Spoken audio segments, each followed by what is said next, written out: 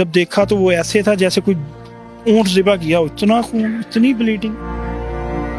किसी ने फ़ोन उठाया तो ऊपर से ना सारा ब्लड लगा हुआ था। उसे नहीं पता था किसका फ़ोन है। उसने फ़ोन तो रिसीव कर लिया, शोर आ रहा है, बात नहीं सुनी जा रही। आसिफ की गर्दन कट गई, आसिफ की गर्दन कट गई। डोर लग गया ज़्यादा गले में। उसने कहा जी बच गया है। कहते जी नहीं बचा। मैंने खुद गुस्ल दिया है, एक चोट भी नहीं है, सिर्फ 3 निशान है यहाँ पे बाजू पे, ऐसे डॉट के। 3 दिन से बैठे हैं, पता नहीं कहाँ कहाँ से दुनिया आ रही है और रो रही ज़ारों को तार। दूसरों को गम है तो आप देखें जो घर वाले उनका क्या हाल हो। हमें एक आसिफ हमसे छीना, पता नहीं कितने आसिफ हमें मिले, लेकिन आसिफ असल वाला नहीं मिल सकता। आसिफ के बहनोई इस वक्त मेरे साथ मौजूद हैं, इनसे बातचीत करते हैं। अस्सलाम वालेकुम। वालेकुम सलाम जी। आपको कैसे इत्तला मिली, आप उस वक्त कहाँ थे?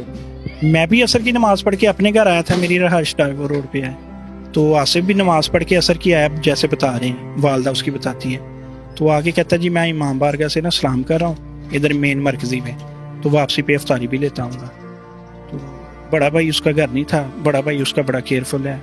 वो समझ ले ऐसे है कि चौक में भी जाए ना तो पीछे से फ़ोन चला जाता है कि कितनी देर है, कहाँ हो, क्यों नहीं आए, इतना टाइम लग गया। तो इतना समझ ले उसकी केयर करता था ना, क्योंकि बचपन में बाप फौत हो गया था, 6 माह का था। पहला फ़ोन किया, फ़ोन ही नहीं किसी ने उठाया, तब ये हादसा हो चुका था। समझ ले हुआ है, फ़ोन बच गया, ऐसा सीन हुआ है। दूसरा फ़ोन किया तो किसी ने फ़ोन उठाया तो ऊपर से ना सारा ब्लड लगा हुआ था।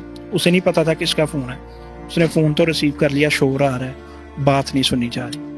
वो आगे से जैसे पागल नहीं हो जाता, वो वैसे ही वहम बहुत करता था, अभी भी करता है कि अगर कोई ऐसा बात हो जाए ना, लेट हो जाए तो परेशान हो जाना, शॉप से लेट हो जाना, मुझे फ़ोन कर देना, अदनान किधर रह गया यार, आसिफ फ़ोन नहीं उठा रहा। बेशक वो रास्ते में हो, बाइक पे, नहीं भी पता चलता। वो इतनी परेशानी लेता था ना उसकी।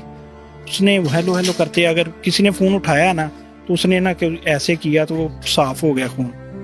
तो वो नाम आ गया यासर भाई। उसने कहा जी आप यासर भाई? उसने कहा जी हाँ जी।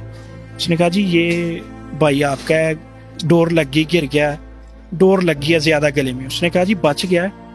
कहते जी नहीं बचा। जब ये पता चला उसकी तो समझ लें बात ही ख़त्म हो गई ना। उसने फ़ौरन से, मेरा ख्याल सबसे पहले मुझे ही कॉल की है। तो मुझे उसने सबसे पहले बताई, मैं असर की नमाज़ पढ़ के घर आया हूँ, तो अभी मैंने अपनी गाड़ी गराज में लगाई है। तो साथ ही कॉल आ गई, उसी समय मैं अपनी वाइफ को लेके, वालदा को लेके, बच्चों को लेके भाग आया। पता चला, मैंने 3 दफ़ा रास्ते में फ़ोन किया, बस यही कहा जी वो आसिफ की गर्दन कट गई, आसिफ की गर्दन कट गई। ये नहीं बताया कि वो फौत हो गया। हम उसी स्पीड से आ रहे हैं कि भाई पता नहीं कितनी चोट लगी है, कितनी नहीं। जब यहाँ पहुँचे आके देखा कि इतनी अवाम, कोई 1000, 1500, 2000 का मजमा, रोड भरा, ब्लॉक रोड, सिंगल रोड पे हम 1 में आए हैं। मिसेज मेरी साथ में, वो परेशान न डाल, वो गिर गई, रोज़े की हालत है। जब देखा तो वो ऐसे था जैसे कोई ऊंट ज़िबा किया हो, इतना खून, इतनी ब्लीडिंग। वीडियो आप सब लोगों ने देखी है कि वो डोर लगती गिरा, और वो देखें कि गिर के जब बंदा बाइक से गिरता है ना तो इतनी चोटें आ जाती है ना, यहाँ पे, यहाँ पे, यहाँ पे। कम से कम ये 2 पॉइंट ना गिर जाए बाइक से तो लाजमी होते। मैंने खुद गुस्ल दिया है, एक चोट भी नहीं है, सिर्फ 3 निशान है यहाँ पे बाजू पे, ऐसे डॉट के। तो गर्दन बिल्कुल नहीं है, जन सर तन से जुदा है। ये हाल है। मैं यहाँ से स्टिच करवाया मैंने खुद, पोस्टमार्टम ऑफिस में मैं साथ था।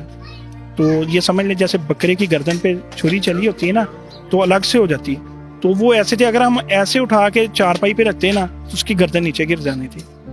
और जब मैं उधर स्टिच करवा रहा हूँ ना, तो यहाँ से जुड़ाई शुरू की है और गर्दन की बैक सेंटर तक सिलाई हुई है। फिर उसकी हालत ऐसी थी कि वाइट सूट पहना था और चेहरा बालों से लेके ना तो नाखूनों तक पाँव के सुरख था, कपड़े भी ऐसे ही थे और नीचे से जिस्म भी ऐसे ही था। फिर उधर दोबारा गुस्ल दिया पोस्टमार्टम ऑफिस में, वहाँ से कपड़े चेंज करवा के, कफन चेंज करवा के फिर एम्बुलेंस में लेके आए। और यहाँ पे तो क़यामत पर, मैं कह रहा हूँ कि जी वो गली की एंड तक आप देख लें, कितनी बड़ी गली है, जगह ही नहीं थी, इतनी अवाम, इतनी दुनिया। आपकी अहलिया जो कि बहन थी इनकी, तो उनकी क्या हालत थी? इनकी आसिफ की वालदा की क्या हालत है? वो देखें जी, मैंने आपको बताया कि जब हम डिस्कवर रोड पहुंचे तो वो एक दफ़ा तो ज़मीन पे गिर गई। फिर मैं उसे साथ ले गया, हम पहले लाइड हॉस्पिटल गए, वहाँ नहीं मिले हमें। गाड़ी पे थी वो, मैं बाइक पे हो गया था, वहां पे वो गिर गई, मदहोश होगी, बेहोश होगी, समझ लें, उसे नडाल होगी, पता ही नहीं था कि क्या हो रहा है। फिर मैंने भाई से कहा आप इसे घर ले जाओ इसकी वालदा के पास, तो मैं देखता हूँ वो किधर है। मैं फिर सिविल गया, वहां पे भी नहीं। वो असल में उन्हें ना वही बात के स्ट्रेचर नहीं मिला, चारपाई नहीं मिली, वो अपनी गाड़ी में जो डाला है उसमें रख के ले रहे थे। उन्होंने थाना जंग बाजार से, कहते जी मुझे बाद में बताया डीएसपी साहब ने कि वहां से चारपाई ली, उस पर रख के लेके आए। तो आप यकीन नहीं कर सकते, हम 3 दिन से बैठे हैं, पता नहीं कहाँ कहाँ से दुनिया आ रही है और रो रही ज़ारों को तार, उनके बच्चे, माएँ, बहनें साथ आ रही हैं, हस्बैंड साथ आ रहे हैं, भाई साथ। कल मेरे पास लाहौर से एक भाई आया, तो वो कहता मैं इकलौता बेटा हूँ अपनी माँ का, एक भाई एक बहन है। तो कहता मैंने वीडियो देखी, मुझसे बर्दाश्त नहीं हो सकी। मेरी माँ ने कहा यार लाहौर से फैसलाबाद 2 घंटे का सफ़र, आप जाओ। वो कहता कल मैं इसी काम के लिए, वो रात को 9:30 बजे मेरे पास आया इधर हमारे पास। वो कहता जी मुझे सुकून नहीं मिल रहा था। वो आया, मिला हमसे, 10 मिनट बैठा, 15 मिनट, दुआ फातिहा की। कहता जी अब मुझे कुछ सुकून हुआ है, अब मैं सांस ले सकता हूँ उस टाइम। ये दूसरों को गम है, तो आप देखें जो घर वाले उनका क्या हाल होगा। फिर उसके बाद कल एक बच्चा है, वो कहता जी मैं एम्ब्रॉयडरी का काम करता हूँ, वो तकरीबन होगा 17-18 साल का, 20 साल होगी। वो इधर आके रोने लग गया, उसने किसी से नहीं मिली, दुआ भी नहीं की, ज़ारों को तार रो रहा। कहता मुझे समझ ही नहीं आ रही, मैं सुबह से वीडियो देखी कि किस टाइम शाम हो मुझे छुट्टी मिले, मैं जाके मिल के। वो उठा, हमने उससे अपनी वालदा से मिलवाया कि यार आप मिलो। वालदा से मिला, उसे तसल्ली हुई, वालदा को कुछ तसल्ली हुई, फिर जाके कहीं वो गया। कहता जी मैं इंशाल्लाह लाजमी आपसे मिलने आया करूँगा। हमें एक आसफ हमसे छीना, पता नहीं कितने आसफ हमें मिले, लेकिन आसफ असल वाला नहीं मिल सकता। ये सीन हुआ पड़ा। की शादी भी थी ईद के, शादी ईद के बाद शादी। उनकी उस फैमिली का क्या, उसको देखिए जी दोनों पे क्या मत बरपा है, फर्स्ट कजन है दोनों, आपस में कजन है दोनों, कोई ऐसा सीन नहीं है। परेशानी के आलम में दोनों डूबे पड़े हैं, वो भी परेशान है, ये भी परेशान है। परेशान क्या है, बर्बाद हो गए, सारी तैयारियां हैं, कोई ऐसा सीन नहीं है कि जिसकी तैयारी ना हो। मरियम नवाज साहिबा इस सारे वाक़े के बाद आपके घर तशरीफ़ लाई, क्या बातचीत हुई, क्या उन्होंने आपको यकीन दहानी दिलाई, क्या आपने मुतालबा किया उनसे?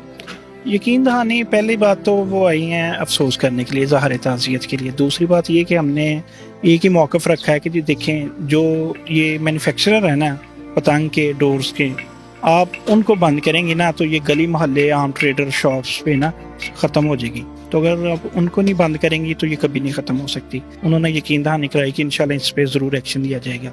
वो कहते इतना बड़ा हादसा हुआ है तो हम इतनी दूर से आए हैं आपके लिए, तो इंशाल्लाह कोशिश करेंगे कि आइंदा कोई ऐसी बात ना सुनने को मिले। दूसरा, डीएसपी साहब ने भी जिस दिन से ये वकूआ हुआ है उस दिन के बाद बहुत सख्ती देखी है, पतंगबाजी नहीं कोई इतनी देखी हमने। सख्ती तो बहुत हुई है, लेकिन क्या फ़ायदा तब हुई है जब सारा मामला ही ख़राब हो गया। अब तो जा चुका है आसिफ। आसानी के मामला में अल्लाह ताला आपको सब्र जमील अता फरमाए। ख़ातिन ज़ात जाने वाला चला जाता है, लेकिन सबक अब सिर्फ ये है कि कम से कम वज़ीर आला अगर बज़ाते खुद बनफ्स नफीस इस सारे मामले में इन्वॉल्व हुई हैं तो अल्लाह करे कि कोई खैर का काम हो और ये तमाम तर खूनी खेल पर सही मानों में बंद बांधा जा सके। बस इसी दुआ के साथ कि अल्लाह जाने वाले की मंजिलें आसान करे और रहने वालों की भी मंजिलें इस एतबार से आसान हो कि तमाम तर लोग जो हैं वो इस खूनी खेल से बच सकें। इलाही आमीन। इजाज़त दीजिएगा, अल्लाह हाफ़िज़।